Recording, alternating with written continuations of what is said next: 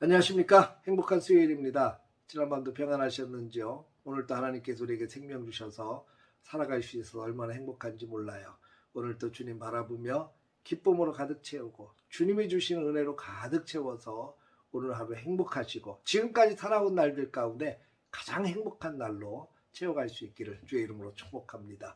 오늘은 잠언서 12장의 말씀을 통해서 훈계하는 자와 훈계 듣는 자라는 주제로 함께 은혜를 나누도록 하겠습니다. 이 잠언서 12장에는 말에 대한 이야기들이 많이 나옵니다. 선한 말과 악한 말, 사람을 살리는 말과 사람을 죽이는 말, 독을 머금은 말과 사랑을 품은 말, 여러 가지 말들에 대해서 이야기를 하고 있죠. 우리는 하루 동안에 많은 사람들을 만나면서 수많은 말들을 쏟아냅니다. 여러분의 입술을 통해서 쏟아지는 말들은 어떤 말이십니까? 특별히 사람과의 관계 속에서 굉장히 많이 나오는 것 가운데 하나가 훈계라는 겁니다.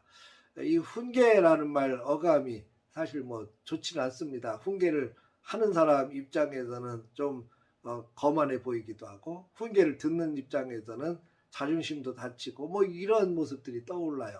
이 훈계 속에는 충고한다, 권고한다, 지적질 뭐 이런 것들이 담겨져 있기 때문에 그렇습니다. 그러다 보니까 듣는 자가 많이 불편해할 수 있고, 잘못되면 훈계하는 자와 훈계 듣는 자 사이에 관계가 다 깨져 버리기도 하는 아픔들이 생기기도 해요. 그래서 오늘 귀한 말씀을 통해서 훈계하는 자의 입장, 또 훈계 듣는 자가 어떻게 지혜롭게 훈계하고 지혜롭게 훈계를 들을 수 있겠는가, 바람직한 모습들을 생각하고 기도하려고 합니다. 첫째는 훈계하는 자 입장에서 말씀을 좀 나눠보겠습니다. 훈계하는 사람은 첫째로 항상 훈계하기 전에 자기 자신의 모습을 돌아봐야 된다는 겁니다. 이 훈계라는 것이 분명히 틀림없이 상대방을 이롭게 하고 또 좋은 말로 또 유익이 되는 이야기들로 가득 채워져 있겠지요. 그런데 그 사람이 훈계를 받을 때에는 훈계의 내용과 함께 훈계하는 사람을 함께 봅니다. 그러니까 훈계하는 자가 제대로 세워져 있지 않으면 훈계 받는 사람이 그것을 온전히 기쁨으로 받기가 쉽지 않아요. 오히려 훈계 때문에 상처가 더 커질 수밖에 없고 분노가 일어나기도 합니다. 마음속에 그런 생각이 드는 거죠. 아니, 자기는 똑바로 하지도 못하면서 왜 나한테 훈계질이야? 이런 생각이 들어갈 수 있어요. 그래서 완벽하지는 않아도 내가 적어도 남에게 훈계를 한다고 하면 내 자신의 삶이 반듯하고 온전히 설 수 있어야 제대로 된 훈계가 될 수 있다는 얘기입니다. 그래서 사실 훈계하는 사람이 조심스러운 거예요. 또 어려운 거고요. 사랑하는 성도 여러분, 훈계를 하기 전에 우리의 모습을 먼저 점검하고 지혜롭게 잘 세워갈 수 있는 우리 모두가 되시기를 주의 이름으로 축복합니다. 두 번째는 충분히 기도로 준비해야 됩니다. 훈계를 받는 사람을 위해서도 기도하고, 훈계를 하는 자신도 부끄러움 없이 정말 아름다운 마음으로 훈계할 수 있도록 충분히 기도해야 됩니다. 무엇보다도 사랑하는 마음, 그 훈계를 듣는 사람을 충분히 사랑하는 마음을 가슴에 품을 수 있도록 충분히 기도로 준비해야 됩니다. 그 사랑이 느껴질 수 있도록, 충분히 느껴질 수 있도록 기도로 준비하고 또 준비한 다음에 충고를 해도 늦지 않다는 거 여러분 꼭 기억하십시오. 준비 없이 바른 말이니까 당연히 받아들이겠지라고 생각하면 그것 때문에 문제가 될 수 있어요. 세 번째는 아무리 좋은 의도에서 시작을 해도 상대방은 기분 나빠할 수 있다라는 사실을 꼭 기억하고 염두에 두어야 됩니다. 그렇죠. 아니, 왜 좋은 이야기 했는데 왜 상처받아? 왜 기분 나빠해? 근데 아니에요. 자존심을 건드릴 수도 있고 속이 상하게 만들 수도 있어요. 그래서 특별히 지도자들은 더 그렇습니다. 목회자들, 장로들, 여러분 잘못 건드리면 자존심 무지하게 상하게 하거든요. 그러니까 더 조심스러울 수 있어요. 훈계를 하는 사람이 훈계받는 거 정말 싫어한다는 거 아시죠? 그러다 보니까 훈계를 하는 사람 입장에서도 충분히 상대방이 상처를 받을 수도 있겠구나. 그래서 그런 모든 것들을 생각하고 염려하고 기도로 준비하면서 잘 진행해야 된다는 것 꼭 기억하십시오. 두 번째로 훈계 듣는 자 입장에서 말씀을 나누면 훈계를 듣는 사람은요.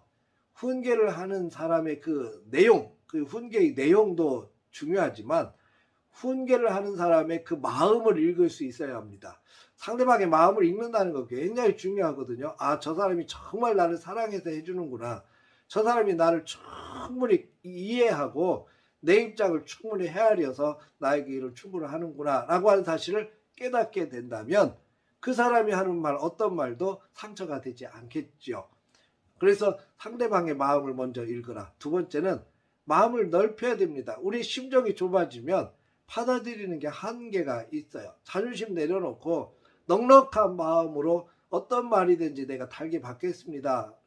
그럴 때 그것이 양약이 되고 힘이 되고 소망이 되고 그래서 그것이 나로 하여금 승리케 되는 디딤돌이 될 수 있기 때문에 우리 마음을 좀 넓혀야 됩니다. 다윗 같은 경우는 나단 선지자가 자기의 죄를 적나라하게 지적했을 때 그것을 기쁨으로 받아들였고 그래서 하나님 앞에서 마음을 찢어가며 옷을 찢어가며 침상을 적셔가며 회개하고 기도해서 위대한 성군으로 거듭날 수 있었던 것 아니겠습니까?